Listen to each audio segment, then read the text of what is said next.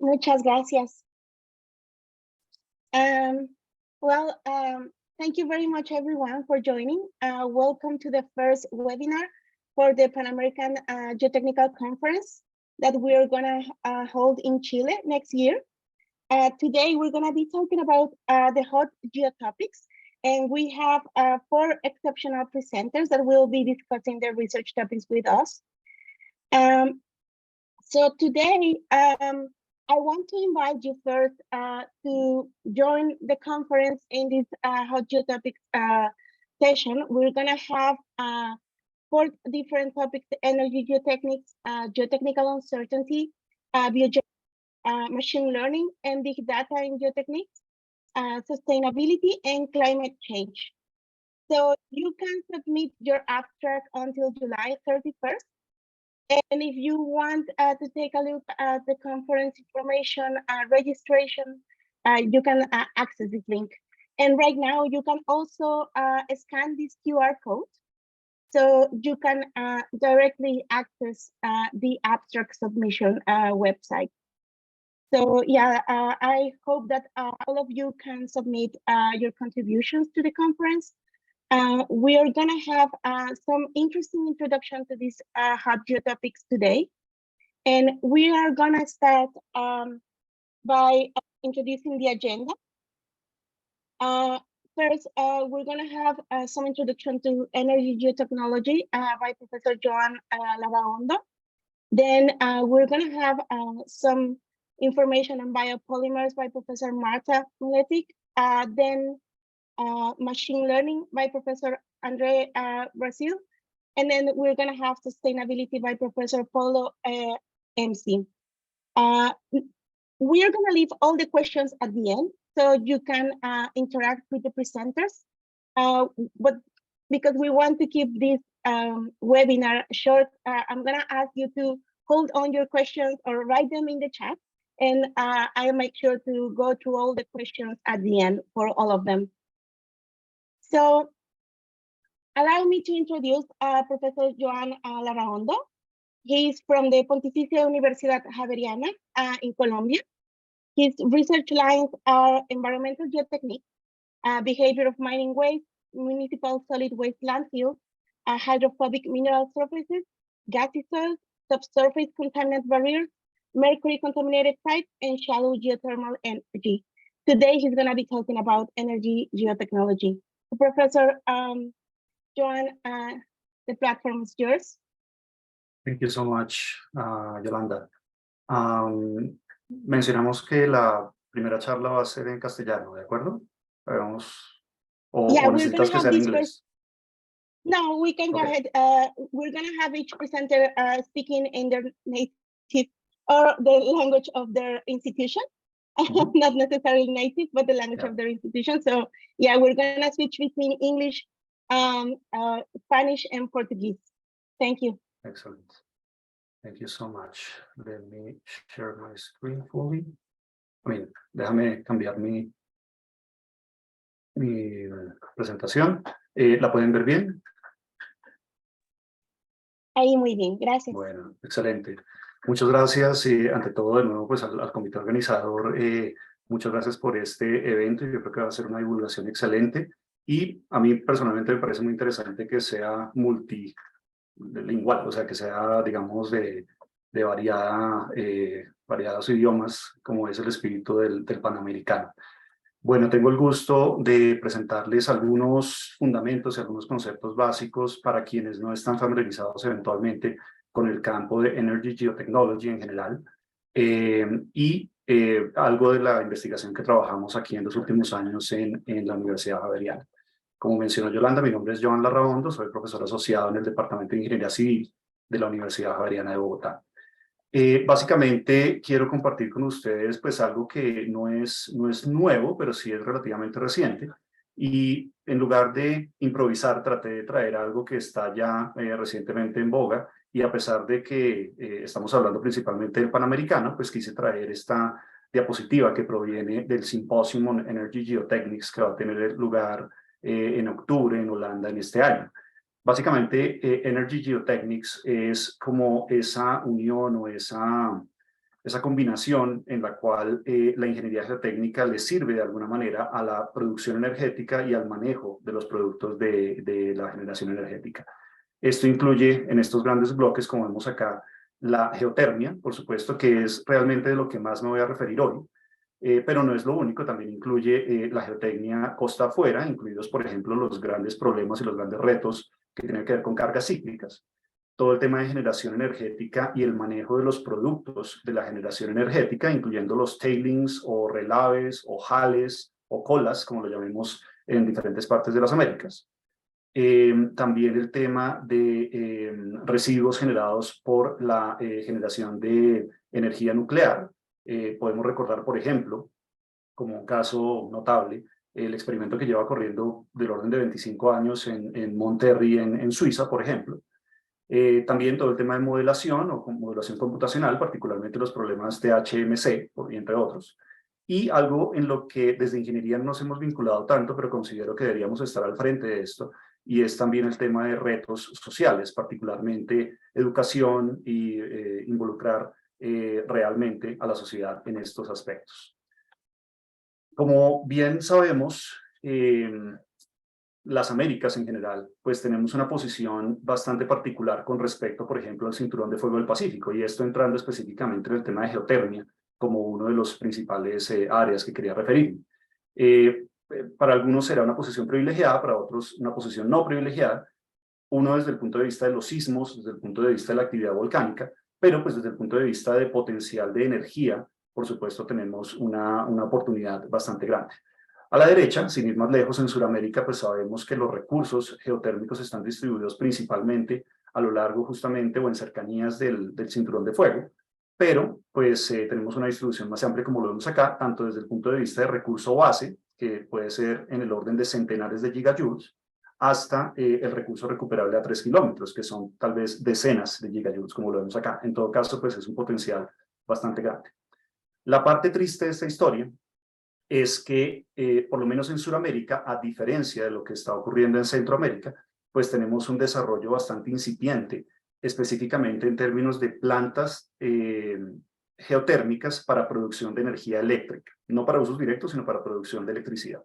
Como vemos acá en este mapa, pues solamente, básicamente hay 2 plantas en Sudamérica, una en Bolivia y otra en Chile, mientras que en Centroamérica, pues afortunadamente, y por supuesto en Norteamérica, hay muchas más plantas. Por ejemplo, en México hay una planta de 570 megavatios, que no es nada despreciable. Eso, sin embargo, no quiere decir que en Sudamérica no estemos aprovechando, por lo menos de manera directa, la geotermia. Hay algunos desarrollos, como lo vemos acá en este esquema, en el cual pues hay algunos desarrollos con respecto a invernaderos, con respecto a granjas piscícolas, con respecto a viñedos, con respecto a algunas bombas de calor, pero, digamos, no estamos aprovechándolo al máximo en términos de generación de energía eléctrica. Un tema importante que lo alcancé a mencionar hace un momento es ese nivel de conciencia colectiva o conocimiento general del público y también aceptación de la geotermia. Este artículo fue publicado hace un par de años, en el cual muestra para 5 países bastante diversos, 2 de Europa, 2 de Sudamérica y 1 de Norteamérica, cómo es ese nivel de conciencia colectiva y de aceptación.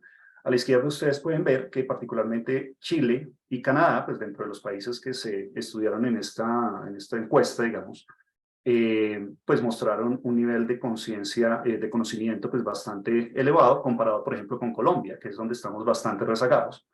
Pero en nivel de aceptación, pues en general todos los países tienen buena aceptación. Sin embargo, lo que más le preocupa al público general es los impactos ambientales que puede tener la generación, por ejemplo, en términos de estimulación hidráulica de las fuentes o de los yacimientos geotérmicos. Solo por nombrar 2 casos, y por supuesto a riesgo de dejar muchos otros grupos por fuera, como ya mostré en los mapas anteriores, pues menciono 2 casos con los que estoy familiarizado. Por ejemplo, el grupo SEGA en la Universidad de Chile, que trabaja directamente en temas de geotermia, y proyectos como el UNESCO IGSP 636, dirigido por la doctora Daniela Blesent de la Universidad de Medellín en Colombia, presidenta también de la Asociación Geotérmica Colombiana, que tiene que ver con recursos geotérmicos para la transición energética. Entonces, pues hay unas buenas iniciativas, por lo menos es un área en la que vamos avanzando. Y pues soy colombiano, no quería dejar, pues por lo menos de mencionar una diapositiva, un slide, que tiene que ver con las oportunidades que hay en Colombia, particularmente para esta área, pero que, como ya mencioné, pues no las estamos explotando por lo menos lo suficiente desde el punto de vista de generación eléctrica.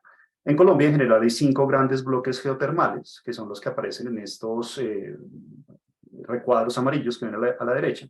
Y lo interesante es que el 70% de las fuentes que tenemos en este país son de alta entalpía, o sea, son potencialmente generadoras de energía eléctrica, sin embargo, no las estamos aprovechando. Y 324 afloramientos, por lo menos, de aguas termales existen que contribuyen a esta potencial, pues son los puntos azules que vemos aquí en la gráfica de la derecha. Según las estimaciones más recientes, del orden de 1.200 megavatios de energía eléctrica existe potencialmente para generación, que representa más o menos el 7% de la capacidad instalada en el país.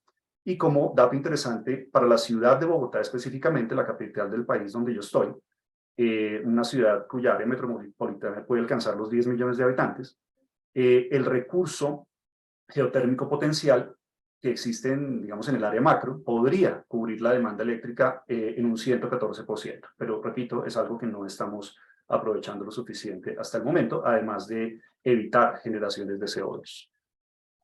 Finalmente, ya para prácticamente terminar esta presentación, solamente quería mencionar o mostrar algunos slides sobre el tema de geotermia somera. Geotermia somera es aquella geotermia que tiene que ver específicamente con los primeros metros o decenas de metros por debajo de la superficie de la Tierra, y particularmente voy a hacer un poquito de énfasis en geotermia somera en depósitos de residuos de diferente tipo.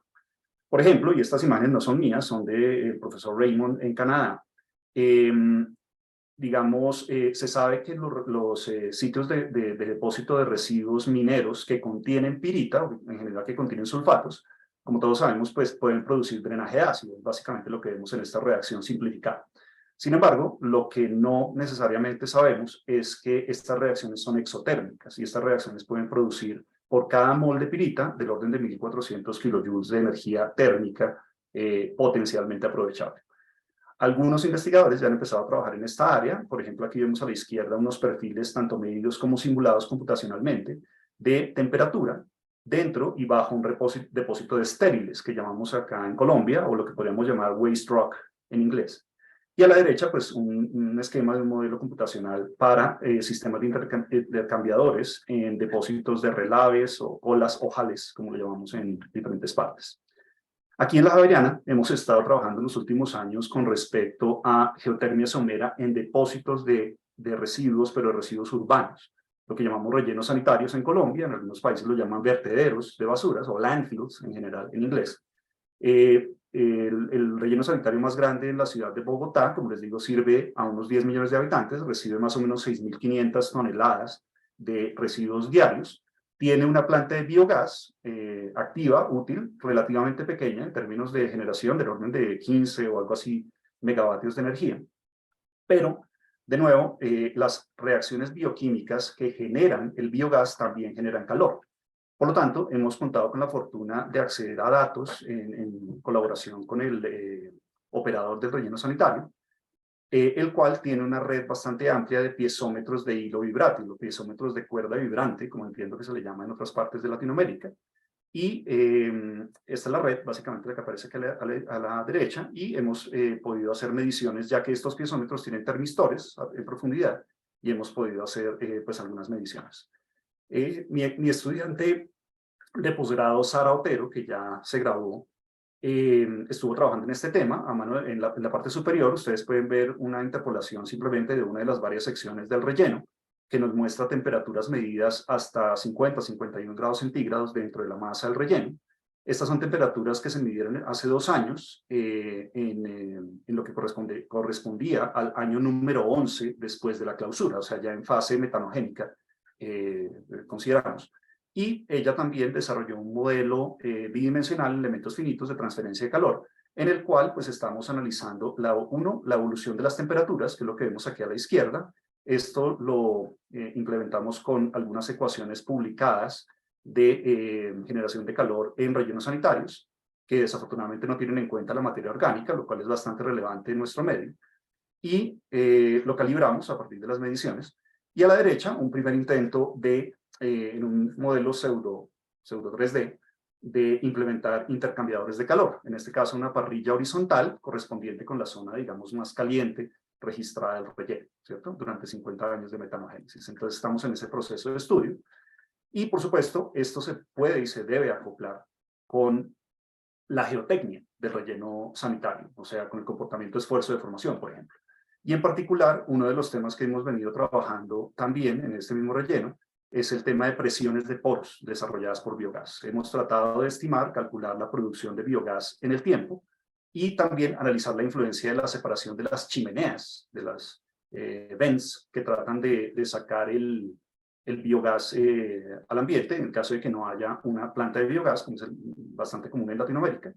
Y básicamente lo que encontramos a la derecha, a pesar de que estos valores se ven bajos, ustedes ven a la derecha lo que sería el factor de seguridad de un talud, de un relleno sanitario típico, pues en este relleno sanitario en particular, en función del espaciamiento o de la distancia entre las chimeneas. O sea, si nosotros no permitimos suficientemente la liberación de este biogás para no acumular presiones, pues vamos a reducir dramáticamente los factores de seguridad dentro de un relleno sanitario particular. ¿Listo? Eso era todo, básicamente lo que tenía pues, en este espacio. De nuevo, muchas gracias por su atención. Espero que haya sido útil este brochazo, como decimos aquí en Colombia, de Energy Geotechnics.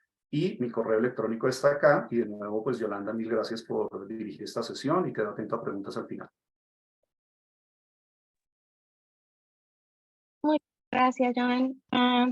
Y muchas gracias a las personas que tengan preguntas, que puedan enviarlas por ahí, por favor, en el chat, o puedan esperar al final de la sesión para poder compartirlas. Y les recuerdo que pueden utilizar el QR code que se está mostrando en pantalla. We're going to continue with the presenters. So now we're going to have a talk on biopolymers by Professor Marta Miletic. She's from the San Diego State University in the United States. Her research lines are biopolymers, geomechanics, multiphysics phenomena in geomaterials, nature-based solutions, and sustainability. So Professor Marta, you can go ahead.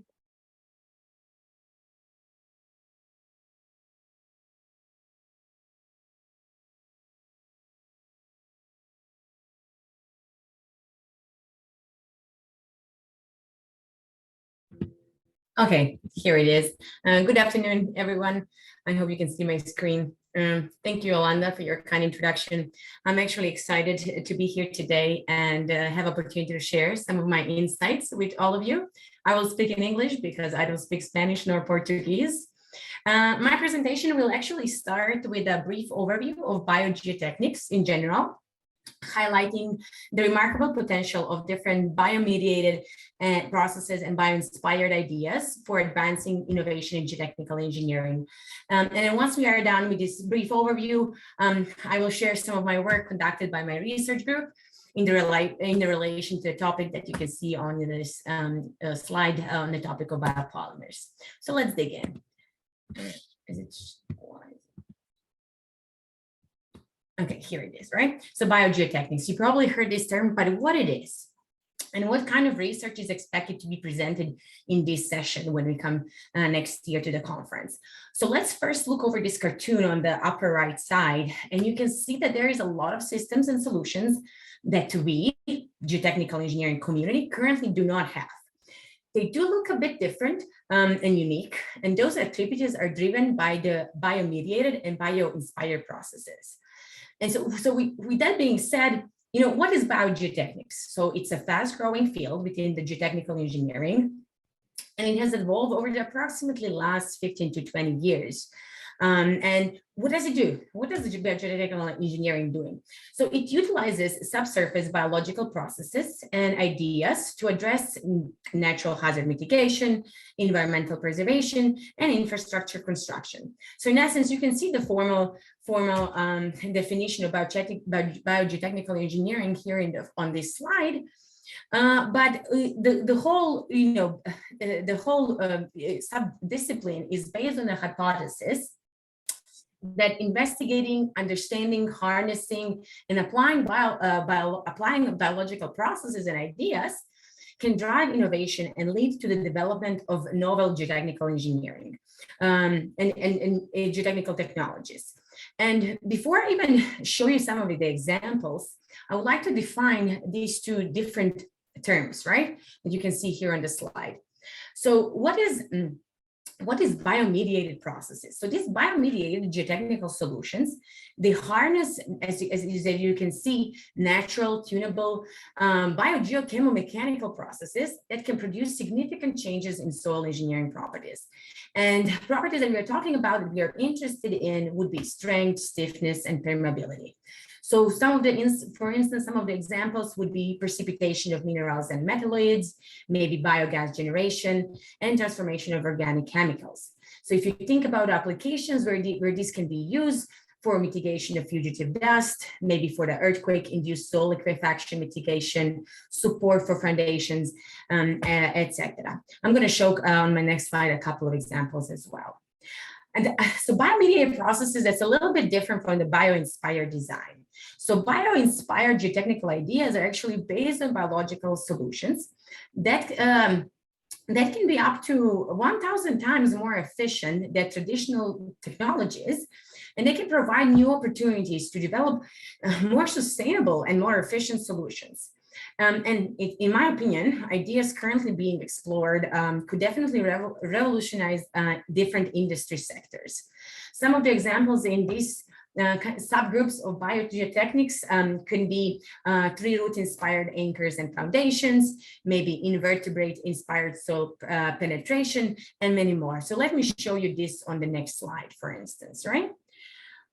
So if you look around us, I mean, not at this moment since I'm in my office, but if you look around yourself, right, you can see the creativity in the nature, right? And we can notice that all of these different organisms that are depicted here and many more, they have been, and processes, and they have been doing geotechnical engineering, which is our job, for quite a long time, right? And they can be a great source of inspiration for different kinds of ideas, right? So if you look here, there are natural systems and processes that diffuse energy and provide river and coastal erosion resistance and prevention. Then you can see here on the upper right-hand side, tunneling has been happening extensively by many organisms, right? Foundations and architecture solutions are developed for almost all of the plant species, so why we don't learn something from it? Then if you look at the compaction, right? Compaction is happening in the construction, but it's also a process caused by animals, right? So what we can learn from that as well. Worms, they're the ones that are made sensing and penetrating very efficient. And then last but not least, there is a variety of different processes which naturally cement soil together. So we can avoid using some, non-eco-friendly additives. So with that being said, this field of biogeotechnical engineering, yes, it has been, there's been a lot of attention in the last 15 to 20 years, but it's still quite young. And I think only a small fraction of processes and ideas are being explored, and even fewer than what have been presented here. I just showed you 9 of them here, right? So in my opinion, it is likely, if not certain, that some of the most impactful solutions are yet to be discovered. And as I said, it's a very emerging subdiscipline, and it's gaining significant attention across the USA, Europe, and Asia. However, I like this slide a lot because what makes it particularly intriguing, at least for me, is that when you consider this map depicts the world's most biodiverse countries. And what this color coding says you that the darker green areas, they indicate higher biodiversity, while the lighter yellow areas represent lower levels of biodiversity. And notably, we can notice that Latin America appears prominently on the greener end of the spectrum, right? And, we are engineers, we love our numbers and tables. So this is the same representation, but in a table form. And you can see here that, Brazil, it's number 1. Colombia is on the number 3, Mexico number 5, we have Peru on the 7, and Ecuador number 9. I believe Venezuela is on the number 11, right? So this region, Latin America, is home to an extraordinary wealth of diverse ecosystems and species. And I would say that by exploring these areas, you have the opportunity to uncover some remarkable solutions. They might not exist elsewhere, right? So for instance, if you look at the Amazon forest, right, houses countless species, many of which remain unknown to us, at least for me, but they hold potential solutions to pressing geotechnical engineering challenges. So I want to emphasize that being in this unique location where you are in Latin America gives you, and Central America gives you a distinct advantage, right? By conducting research and work in these areas, and you can contribute to the development of the solution that not only benefit geotechnical engineering, but they can, contribute to the preservation of biodiversity. And I hope this inspires you to do this type of the research. So after this, right, this is an overview of what biogeotechnics is, and I'm just going to show you a little bit of my research, which is on the topic of the biopolymers, which is the cementless soil stabilizer. Again, just to give you a little bit of motivation and background why we are doing this, you're all aware that soil engineering properties are often improved through the use of chemical additives such as cement and lime, right? But that approach comes with drawbacks, unfortunately. It has increased costs, environmental concerns, such as elevated CO2 levels, but I'm pretty sure one of my colleagues will talk about the sustainability in geotechnical engineering at the end of this webinar. So therefore, the need for, eco-friendly, environmentally benign, sustainable, but effective solution for augmenting soil characteristics is continuously increasing. And then recently, stabilizing soil with biopolymers, and if you're thinking, what are the biopolymers? They are actually natural polymers produced by the cells of living organisms, such as plant, fungi, yeast, and animal shells. They have been shown as a forthcoming and exciting stabilization techniques that is being investigated not only in geotechnical engineering, but also in agriculture, environmental, and petroleum engineering applications for soil strengthening, soil permeability control, erosion reduction, soil preservation and revitalization, even water treatment, and drilling mud thickening. But, all of this is great. And despite these proven benefits of biopolymers in natural soils, their adoption as a soil stabilizer has been slow, which may be attributed to the limited understanding of soil biopolymers interactions and behavior. So this is a very busy slide, but I only have 10 minutes. So I wanted to briefly talk about our ongoing work and current understanding of coupled hydromechanical processes in these biopolymer stabilized soils. And extensive experimental data, done by my research group and by other research groups around the world, they demonstrated that different biopolymers, they enhance the strength, stiffness, and moisture retention properties of natural and engineered earthen materials. If you look at the upper row here, we can notice that in a different color is a different biopolymer type. So the effect of biopolymer type, biopolymer concentration, and curing time, all of that affects the tensile strength and the compressive strength. If you look at the lower level, we have an unconsolidated undrained triaxial test. They reveal the same thing, that biopolymer type, concentration, and curing time affect the deviatoric stress versus axial strain. What we noticed that xanthan gum is the type of the biopolymer, which is the most promising one to be used in geotechnical engineering applications, XG, followed by the guarangan, GG. I also want to pay attention, point your attention to the plot in the upper right corner, where we are looking at a compressive strength change versus time, basically versus a curing period. So because I want you to understand what is happening. So during the curing period, as the water evaporates, so we see the reduction in the moisture content, biopolymers release this trapped water from their swollen network, and then they form, and I'm going to show you in the next slide, they form condensed, robust biopolymer structures within the pore space. And that shrinkage of biopolymer binds, actually, I want to show you that next slide already. So you can see here that this shrinkage of the biopolymer binds soil particles together, resulting in a reduced soil volume and the formation of this denser microstructure, right? However, the main take-home information here from this slide is that soil biopolymer interaction, I maybe seems simple, but it varies actually. Depends on the, what biopolymer type do you use, and also what specific soil you're applying this to. You can see in the middle and on the right-hand side here, we have a soils that contain fines. And both biopolymers and fine soils, they tend to have electrical charges along their surfaces. So the binding mechanisms between the biopolymers and these fine, soils with their fines is a little bit different, right? Then there it is in the plain, when you have a coarse soils without fines. Because for coarse soils, when they tend to have a little to no electrical charges along their surfaces, you can see here in this SEM image on the left side, the biopolymers react among themselves and they form these chain type biopolymers that encompass the soil particles in a biopolymer film that enhances the strength of the soil. And so to summarize, I simplified this in just 2 slides, but the effectiveness of biopolymers in soil stabilization is influenced not only by the physical chemical properties of soils and biopolymers themselves, but there's also so many complex interactions between the biopolymer structures and the soil constituents. And to be honest, it is this complexity that makes this field of research particularly intriguing to me, right? And that's why I'm doing it.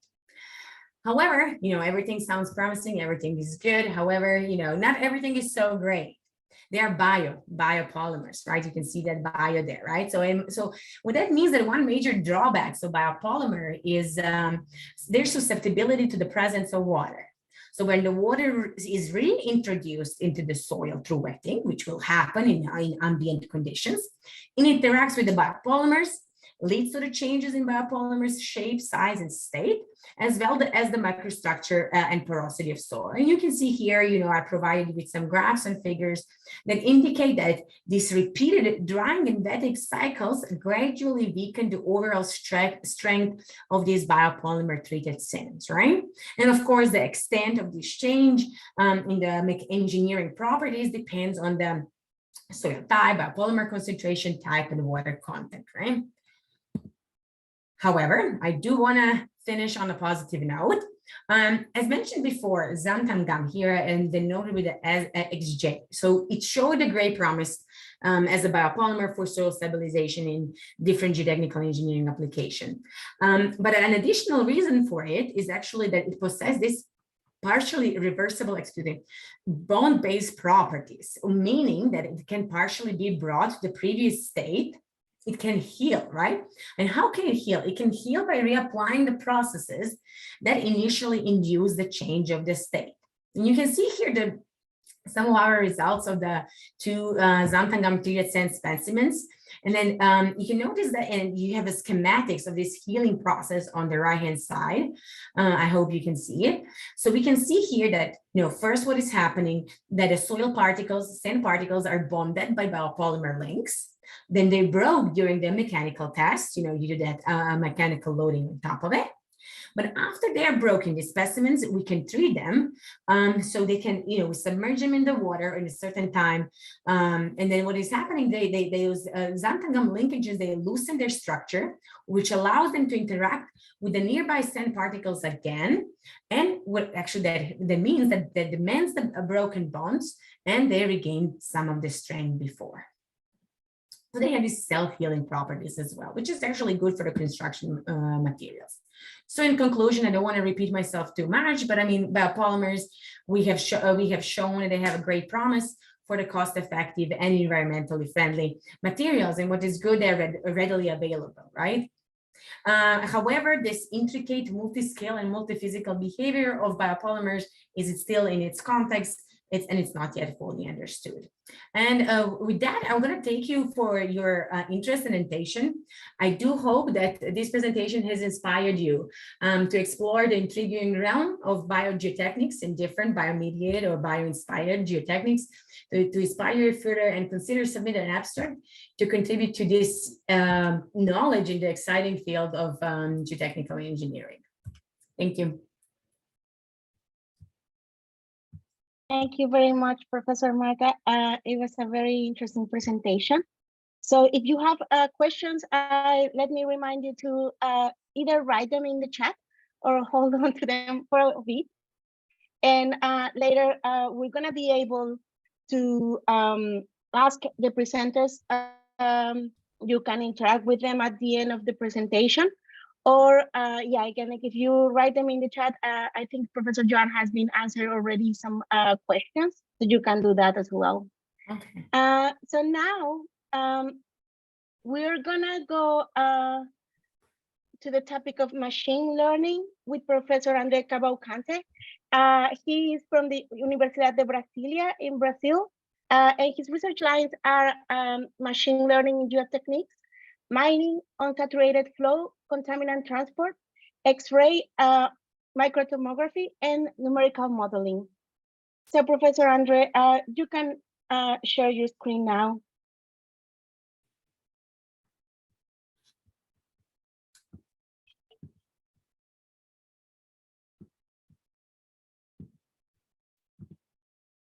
Vocês estão vendo? Sim. Eu sim? Oh, sorry.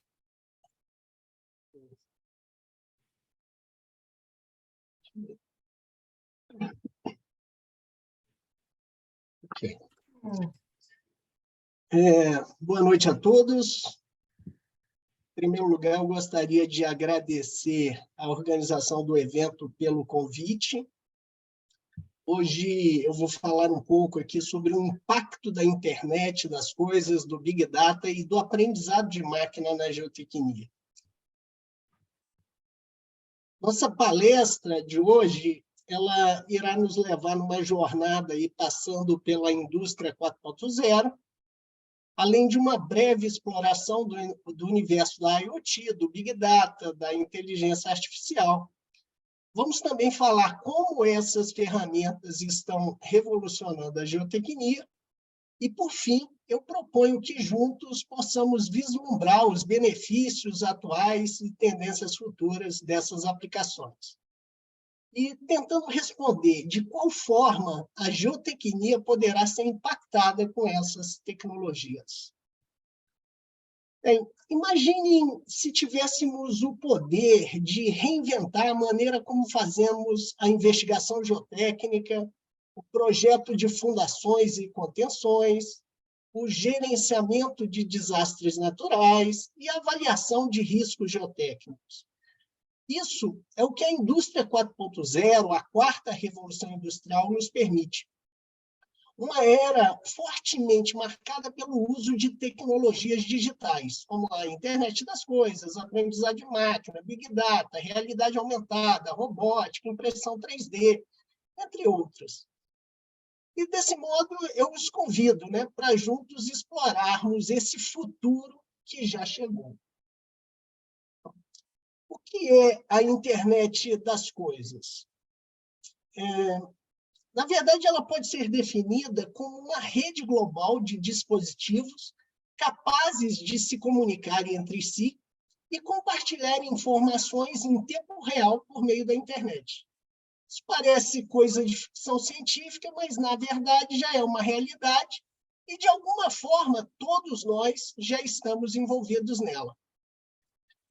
Por exemplo, os smartwatches, que muitos de nós usamos diariamente, coletam dados sobre a nossa saúde, atividades físicas, nos permitindo interagir com os outros dispositivos.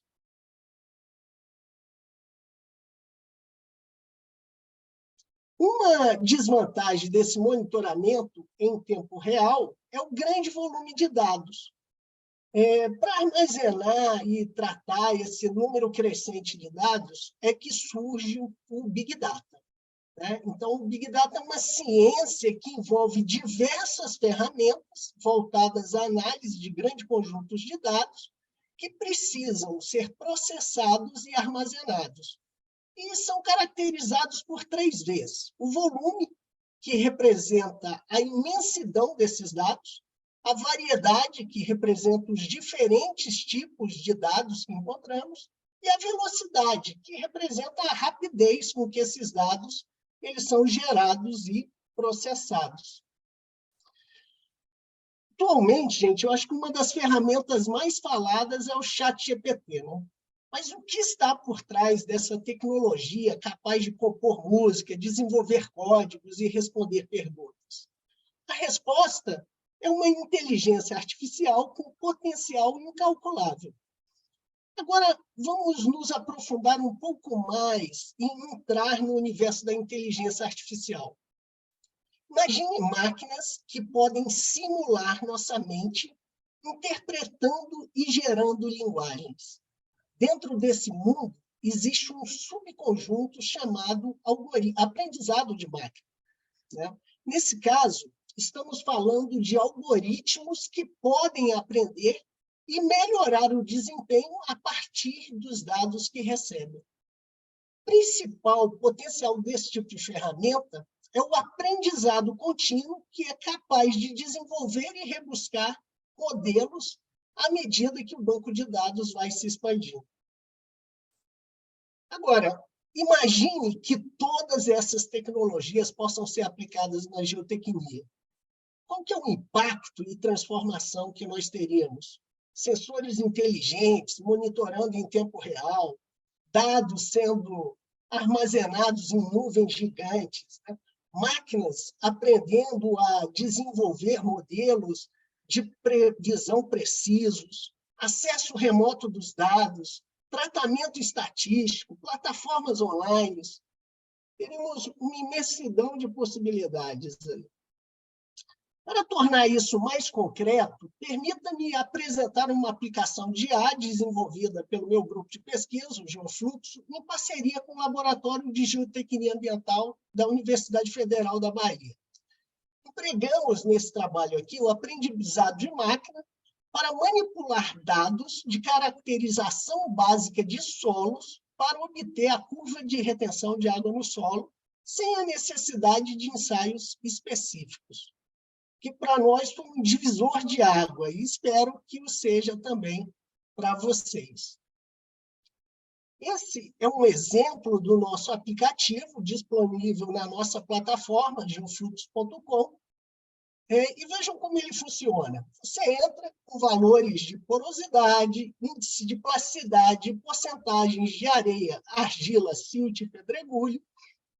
Você escolhe um modelo constitutivo para a curva de retenção de água no solo, e com um simples toque no botão calcular, a magia acontece, você tem ali uma série de gráficos e relatórios detalhados, apresentando tudo sobre a modelagem que foi realizada.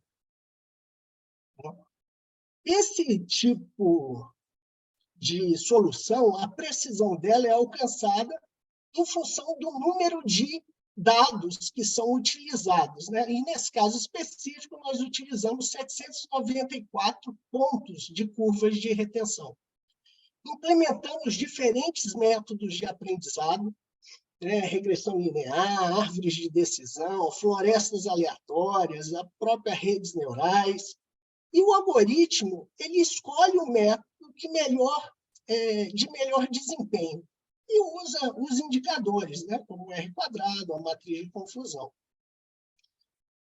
Vamos explorar aqui um segundo exemplo, o mundo em tempo real da geotecnia, né? Na era digital, temos a possibilidade de tomar decisões de forma instantânea, tendo os dados atualizados como os nossos maiores aliados. Então, nesse contexto, informação é poder. Em um dos nossos projetos, chamado Geoparlare, realizamos justamente isso. Usamos sensores inteligentes que transmitem dados via internet em tempo real. Com a internet das coisas, temos uma visão panorâmica instantânea de nossos equipamentos e parâmetros geotécnicos instalados em campo. Podemos estar em qualquer lugar, de um smartphone até um desktop, e ainda assim ter o controle da situação e receber alertas sobre qualquer comportamento indesejado. Não é extraordinário pensar no poder que isso nos dá e nas formas como isso pode revolucionar nosso campo de trabalho? Mas para onde todos esses dados vão, né? Então, com o Big Data, a nuvem é a nossa melhor escolha. Ela nos permite reunir, compartilhar e acessar informações de uma maneira nunca antes possível. E, através da nossa interface, da nossa API, os dados podem ser acessados, visualizados e manipulados facilmente, permitindo-nos extrair o máximo de insights possíveis. Por fim, vou apresentar um terceiro exemplo de sucesso, o projeto Ainoa, também desenvolvido pelo nosso grupo de pesquisa, no qual combinamos IoT, Big Data e IA. Então, pelo vídeo, vocês poderão ter uma ideia real da extensão da barragem do Paranoá, local onde nós realizamos um monitoramento geofísico de patologias internas, com o uso de estações sismológicas que permitiram o monitoramento sísmico do local. O projeto de pesquisa ele se deu inicialmente em ambiente de laboratório, onde os sensores acústicos foram testados em um modelo físico reduzido da barragem, antes da sua montagem em campo. Em campo, nós alocamos sensores em 8 abrigos no talude de jusante, né? O que permitiu a realização de monitoramento sísmico passivo ao longo de vários meses. Nesse caso, foi possível inferir o impacto de passagem de carros na crista da barragem, além de informações como o coeficiente de aceleração da área, que pode ser usado em análises pseudostáticas de estabilidade local. Os dados eles foram coletados e transferidos para um pacote de dados sísmicos e, posteriormente, pré-processados. Como pode ser observado, os dados também ficaram disponibilizados online e com a possibilidade de acompanhamento de sismogramas gerados, né? Era possível ver a localização dos sensores pela plataforma, como também os demais usuários do equipamento, o que permitia um compartilhamento de informações coletadas. Sob minha coordenação, nós desenvolvemos também, com base nesses dados sísmicos coletados dos sensores, e usando um algoritmo de aprendizado de máquina não supervisionado, um sistema capaz de identificar as alterações percebidas no corpo da barragem. Como resultado, foi possível obter os gráficos dos sensores na plataforma Ainoa, criada pelo grupo, além da possibilidade do sistema criado identificar e fornecer alertas e planos de ações para situações indesejadas. Esse sistema ele foi desenvolvido e patenteado para uso em celular com uma interface web. Então, com tais avanços, temos o potencial de prevenir desastres, como os que temos vistos nos últimos anos, causados aí por rupturas de barragens. Bem, então, o que isso tudo significa para a geotecnia? Estamos redefinindo a forma como trabalhamos e pensamos. A eficiência, segurança e custo de obras geotécnicas, elas são aprimoradas com essas ferramentas. As possibilidades são verdadeiramente infinitas, desde monitoramento em tempo real, análises preditivas, até otimização de recursos e tomadas de decisões embasadas em dados robustos. Embora eu esteja concluindo minha apresentação agora, eu quero enfatizar que a discussão está apenas começando, né? Há tanto para a gente explorar nesse assunto, embora eu adorasse continuar falando, aí o relógio não para. Agora eu estou pronto aí para quaisquer perguntas ou discussões que vocês queiram ter, e estou também com muitas expectativas para o nosso Pan-Americano, né? Juntos temos a capacidade de revolucionar a geotecnia ainda mais. Muito obrigado pela sua atenção.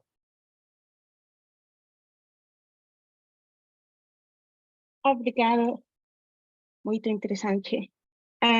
we're gonna thank you for your presentation, Professor André Cavalcante. We're gonna leave the questions again for the end, but you can write the questions in the chat if you want to point to the specific presenters. So we're gonna continue on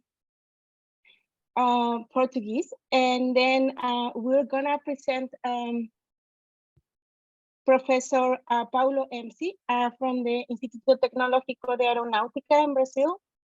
His research lines are sustainability, contaminant transport, applied geophysics, landfills, analytical modeling, and soft soil. So I'm gonna be sharing your presentation, Professor MC. So you can just point me whenever you want to move from the slide. So just give me a second here. Okay, thank you.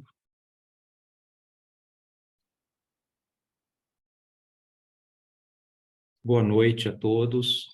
Eu sou Paulo Remse do ITA, é um prazer participar desse evento. Espero que agora, depois da apresentação do André, todos estejam fluentes em português.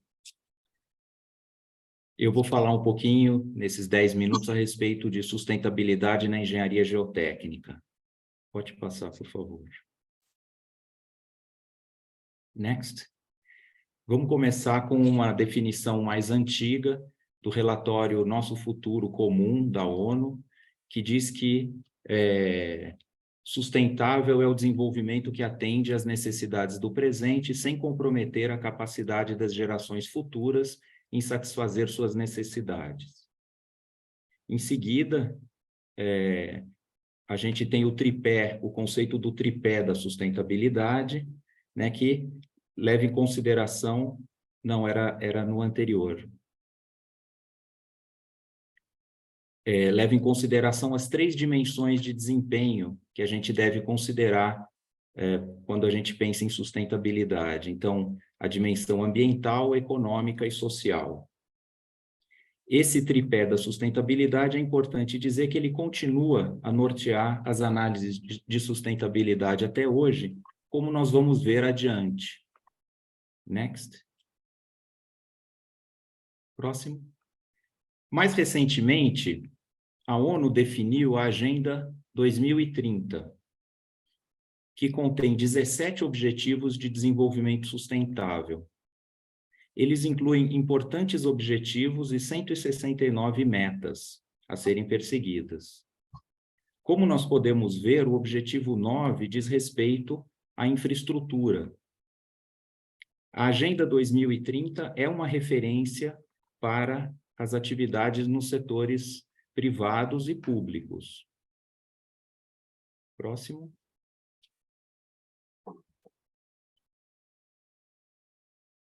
Próximo, por favor. Abordando agora, rapidamente, a sustentabilidade na engenharia geotécnica, a geotecnia tem um forte impacto na sustentabilidade dos projetos de engenharia, pela posição que ocupa no início das obras, pelo alto grau de consumo e movimentação de insumos e energia, e pela interface que possui com o meio ambiente, a sociedade e a economia. Os estudos de avaliação da sustentabilidade são importantes nos projetos geotécnicos. Eles possibilitam identificar os principais contribuintes aos impactos ambientais, otimizar as soluções geotécnicas, comparar diferentes alternativas de solução, assim como inovar em termos de materiais e técnicas geotécnicas, né? Levando sempre em consideração o tripé da sustentabilidade. Próximo. Alguns exemplos de inovações sustentáveis na nossa área incluem o uso de materiais reciclados, como os resíduos da construção civil, a estabilização de solos com aglomerantes ou ligantes alternativos, como o uso da cal, cinzas volantes, escórias, a incorporação de resíduos para a construção de aterros, como o uso de lascas de pneu, vidro triturado, etc., a substituição de brita por rejeitos de mineração pelotizados ou a mistura de lodo de estação de tratamento de água em solos, que são assuntos nos quais a gente tem feito pesquisa no ITA, o reuso de fundações existentes, o uso de geossintéticos, o melhoramento de camadas de solos através da bioengenharia, como, por exemplo, a biocimentação de areias, que também é um assunto que a gente tem pesquisado. Próximo, por favor.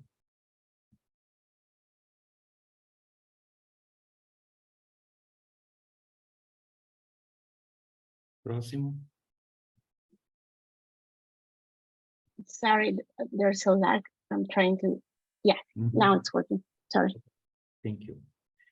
Ainda outras possibilidades envolvem, na área de energia, a redução de consumo energético nas obras, a geotecnia aplicada na exploração de fontes renováveis de energia, como a geotérmica, que já foi comentada, o armazenamento subterrâneo de calor e CO2, o uso de estacas trocadoras de calor em edificações, na área de controle da poluição, a redução da geração de produtos tóxicos e resíduos, o uso de técnicas sustentáveis para a remediação de áreas contaminadas, o uso de reagentes naturais de baixo custo na remediação, que também é um tema que a gente tem pesquisado no ITA.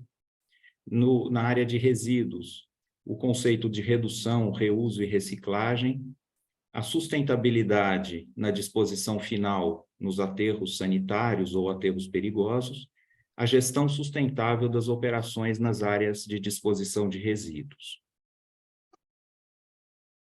Próximo, por favor.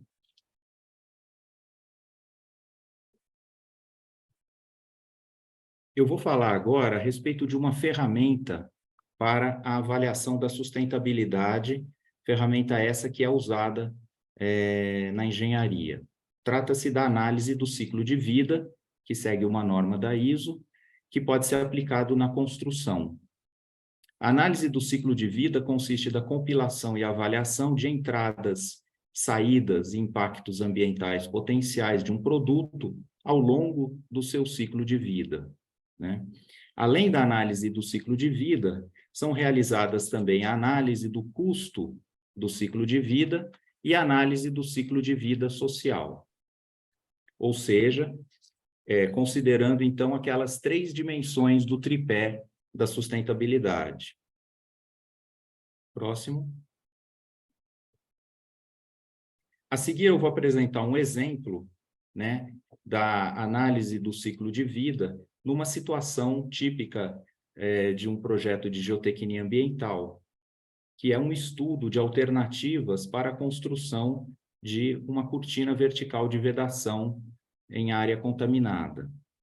Esse exemplo se baseia em um artigo do Jeffrey Evans e outros autores, inclusive o Krishna Reddy, né, que é um dos geotécnicos que mais tem estudado a questão da sustentabilidade. Então, Evans, Ruffin, Reddy, Kumari, Chetri, 2020. Então, esses autores consideraram 4 alternativas de cortina de vedação: cortina em solo bentonita, cimento bentonita, colunas justapostas solo grouting usando cimento Portland, que a gente vai chamar de soil mixing, e paredes de estaca prancha metálica sheet pile.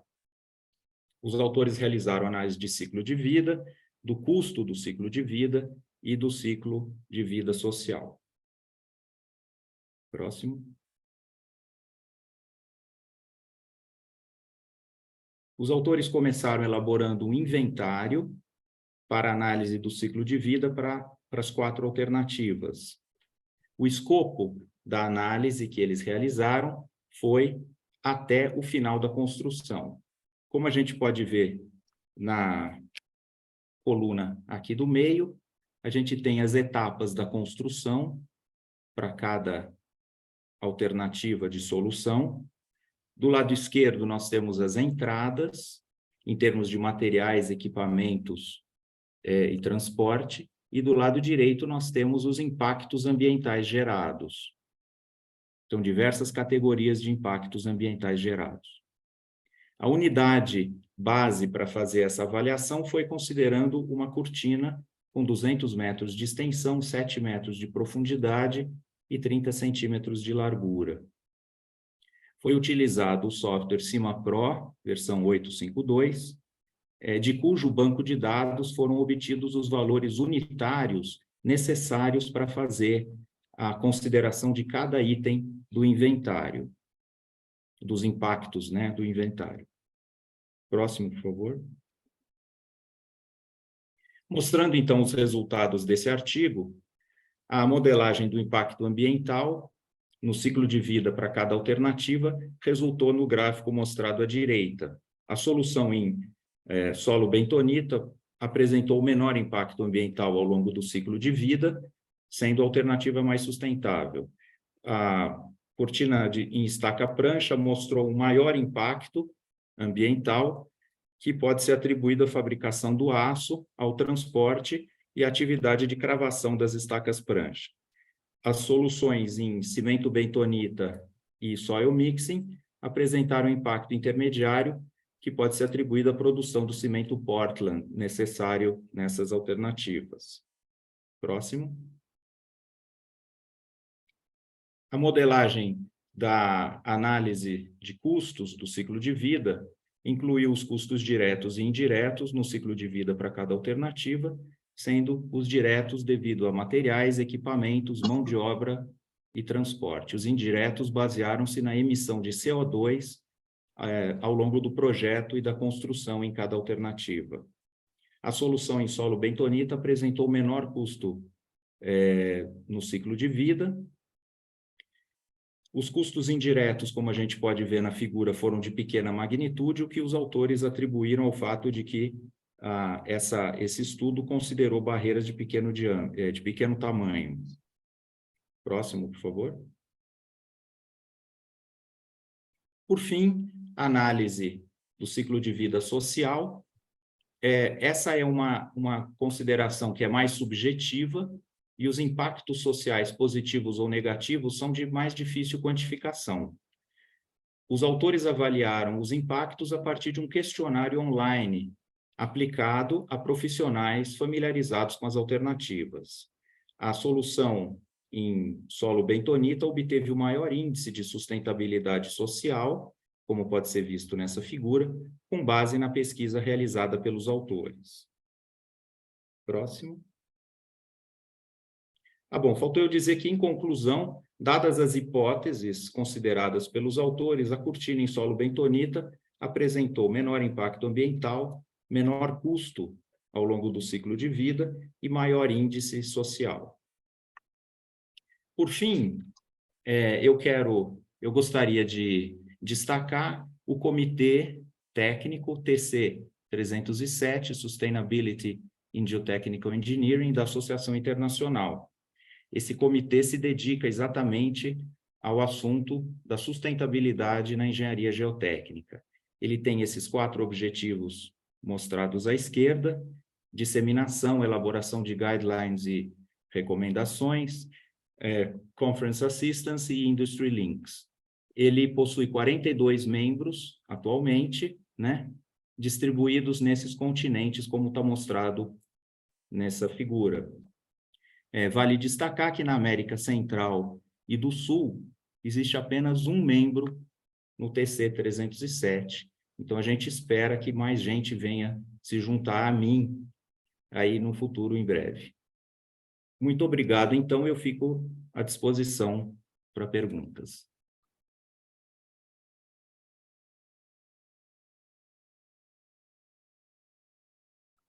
Obrigado. Thank you very much to all the presenters. I think now we will have some time for questions. So if you would like to open your mics and ask each presenter, you're welcome to do so.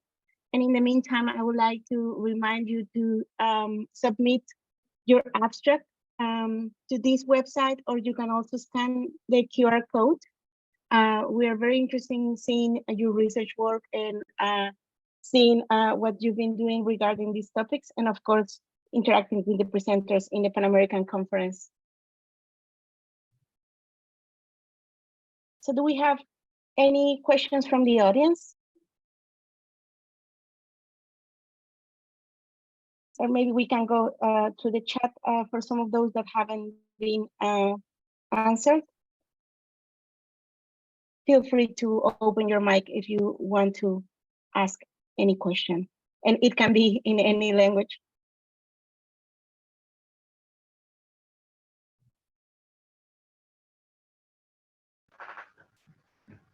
Yeah, there's, yeah, go ahead, please. Deixa eu ver. Não sei que língua usar. Enviei duas perguntas. I sent 2 questions to the Brazilians. I would like them to answer them, please. Yeah, if Professor Cunha, if you can, yeah, I know you have one question for Professor MC and also for Professor Cavalcanti. So if you could just ask directly, I would really appreciate it. Okay, no problem. Professor Cavalcanti first. André, você acha que países como o Brasil e outros da América do Sul terão condições de implementar esta nova tecnologia 4.0 ou de inteligência artificial sem graves problemas de adaptação de nossa mão de obra e de engenheiros geotécnicos que atualmente são formados com as nossas metodologias técnicas ultrapassadas, né, que usamos atualmente? Eu, particularmente, eu não sei se estamos preparados para receber essa tecnologia e, na realidade, tenho até um pouco de medo de receber essa tecnologia por conta da nossa questão de educação. Então, Renato, obrigado pela pergunta. Eu acho que é uma pergunta cerne do momento que estamos passando, né? Eu vejo da seguinte forma: a engenharia, de uma maneira geral, e a engenharia geotécnica em particular, ela vai ter que começar a se reestruturar, né?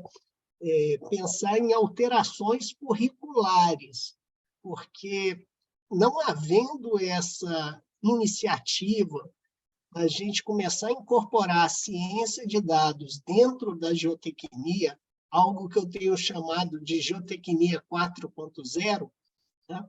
A gente passa a ficar fora da vanguarda. Tá? Então, para países como o nosso e os países que ainda precisam desse tipo de desenvolvimento, eu acho que isso tem que partir desde as academias, né, das universidades. A gente vai ter que, pouco a pouco, ir incorporando isso na formação dos nossos engenheiros, e, com certeza, eu vejo como factível e, depois de implementada, como um facilitador, e não a impressão que leva de trazer dificuldades, mas, ao contrário, uma vez implementada, ela traz facilidades nas tomadas de decisões que são incríveis. Entende? Mas a sua pergunta é realmente muito pertinente e eu acredito que essa transformação já chegou. Se a gente dificultar essa mudança de paradigma, a gente vai estar ficando para trás dia após dia. Entende? Então, eu responderia assim. Entendo. Só creio que não estamos preparados. Esta é a realidade. E tem uma outra pergunta para o professor Hemse. Professor Hemse, será que esta questão do ciclo de vida, me pareceu muito interessante a sua palestra, a sua apresentação? Será que esta questão do ciclo de vida não poderia ser sugerido por esta comissão internacional que você pertence, para ser um item obrigatório nos grandes projetos que são financiados pelo BID, Banco Americano de Desenvolvimento, ou pelo Banco dos BRICS aqui na nossa região, porque eu creio que deveria ser, entendeu? Deveria ser obrigatório ter análise de ciclo de vida nesses grandes projetos. Eu, pessoalmente, nunca vi isto em nenhum desses projetos que eu escuto e vejo analisado. Não sei se você tem conhecimento disso, mas eu não tenho. Renato, obrigado pela pergunta, que é extremamente importante e relevante. Eu, na verdade, concordo com a tua pergunta de que sim, as análises de ciclo de vida devem se tornar, no futuro, obrigatórias. É importante que assim seja, né? Quando a gente trata de estudos de alternativas, não só a dimensão monetária, né? Não só os custos, mas também os impactos ambientais e sociais têm que ser considerados. E, na verdade, são. Na verdade, quando a gente está tratando de estudos de alternativas, muitas vezes o são, né? Por exemplo, a Agenda 2030 da ONU é alguma coisa que vem sendo, sim, levada em conta pela administração pública. Quando os municípios, por exemplo, ou estados, ou mesmo o país, né, recebem financiamento, esses financiamentos precisam estar alinhados com os objetivos, com alguns daqueles 17 objetivos de desenvolvimento sustentável, né? Então, isso é uma forma da gente perceber que as análises de sustentabilidade estão embutidas, sim, já de alguma forma, nos estudos e nas análises que são feitas para financiamentos. O setor público muitas vezes regido, os financiamentos, os empréstimos, por esse tipo de consideração. Do ponto de vista dos nossos trabalhos de engenharia, eu também acho que é um serviço, um trabalho que vai se tornar mais comum. Então, das empresas de consultoria mesmo, elaborarem estudos de análise de ciclo de vida na elaboração dos projetos, né, no desenvolvimento dos projetos. Eu acho que é isso. Ok, muito obrigado. Passo a palavra à professora Yolanda para que os hispanoparlantes agora empiecem a hablar. Okay? Muchas gracias. Thank you very much. I've seen that there have been several questions for Professor Joan and Professor Marta. If you have more questions, you can either write them in the chat or you can open your mic here. Again, like any language will be okay. We have plenty of translators here. Even like if you want to ask in Spanish or English to the Portuguese or the English speaking speaker, so you can go ahead. And I thank you, Professor Marta and Professor Joan, for answering people in the chat. Absolutely. Thank you. That was a very fast service. I would like to point out that Professor Pascana has been leading the social networks channels for the Pan American Conference. So you can access the Facebook website, Instagram, or LinkedIn. So please feel free to take a look. And hopefully you can join us in the Pan American Conference. And we are waiting for your submissions for the hot geotopics. As you can see, these are very interesting topics that we have to tackle in geotechnical engineering. So yeah, I will be waiting for that. Is there any other question that someone would like, or any comment that someone would like to make at this point?